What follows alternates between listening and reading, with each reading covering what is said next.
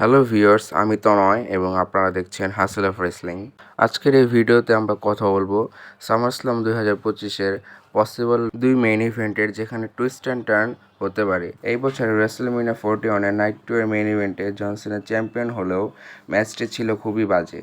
তাই WWE management চাইবে না প্রথমবারের মতো টু নাইট সামারস্ল্যামের মেইন ইভেন্টগুলো বাজে হোক। সামারস্ল্যাম 2025-এর নাইট 1 এর মেইন ইভেন্টের ম্যাচটি হলো Gunther versus CM punk for the world heavyweight championship. এই ম্যাচটিতে সিএম পাঙ্কের ওয়ার্ল্ড হেভিওয়েট চ্যাম্পিয়নশিপ জেতার সম্ভাবনা খুবই বেশি। এখন নাইট 2 এর মেইন ইভেন্টের কথা বলবো, যেখানে জন সিনা তার আনডিসপিউটেড ডাব্লিউডাব্লিউ চ্যাম্পিয়নশিপটি অন দ্য লাইন রাখবে এগেইনস্ট কোডি রোডস। রিপোর্টে বলা হয়েছে রক নাকি এবছর সামারস্ল্যাম মিস করবে, তো রকের আসার সম্ভাবনা খুবই কম এই ম্যাচটিতে। রিপোর্টে আরও বলা হয়েছে কোডি রোডসের আপাতত কোনো হিল টার্ন করার প্ল্যান নেই। তো কোডি রোডসের যদি হিল টার্ন না হয় তাহলে জন সিনারও ফেস টার্ন হবে না, এটা শিওর।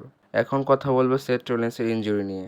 টিভিতে বা সোশ্যাল মিডিয়াতে সেথ রোলিন্সের ইনজুরিটাকে খুবই মেগা ইনজুরি দেখানো হলেও রিপোর্ট অনুযায়ী তা হচ্ছে মাইনর ইনজুরি।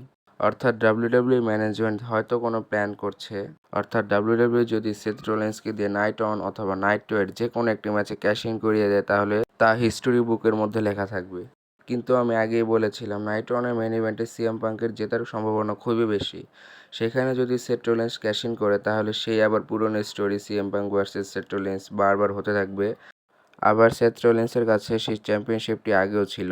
তাই নাইট 2 এর মেইন ইভেন্টে যদি রক না আসে, অথবা কোডি রোডসের হিল টার্ন না হয়, অথবা জন সিনারও ফেস টার্ন না হয়, তাহলে সেথ রোলিন্সের জন্য একটা সুবর্ণ সুযোগ থাকবে নাইট 2 এর মেইন ইভেন্টের ম্যাচটিতে ক্যাশ ইন করে আনডিসপিউটেড ডাব্লিউডাব্লিউ চ্যাম্পিয়নশিপটি জেতার, যে চ্যাম্পিয়নশিপটি তার কাছে কখনোই ছিল না। সেথ রোলিন্সের সেই আনডিসপিউটেড চ্যাম্পিয়নশিপ জেতার পর রোমান রেইন্সের সাথে একটি সিঙ্গেলস ম্যাচ হতে পারে আনডিসপিউটেড ডাব্লিউডাব্লিউ চ্যাম্পিয়নশিপ ম্যাচের জন্য। আর সেখানেই প্রথমবারের মতো চ্যাম্পিয়নশিপ ম্যাচে রোমান রেইন্স সেথ রোলিন্সকে হারিয়ে দিবে, এবং তারপরেই আমরা তৃতীয়বারের মতো রোমান রেইন্স ভার্সেস কোডি রোডসের মধ্যে ডাব্লিউডাব্লিউ আনডিসপিউটেড চ্যাম্পিয়নশিপের একটি ম্যাচ দেখতে পারবো। তো এই ছিল আজকের ভিডিওটি কেমন লাগলো অবশ্যই কমেন্ট করে জানাবেন, এবং ভিডিওতে একটি লাইক করে দিবেন।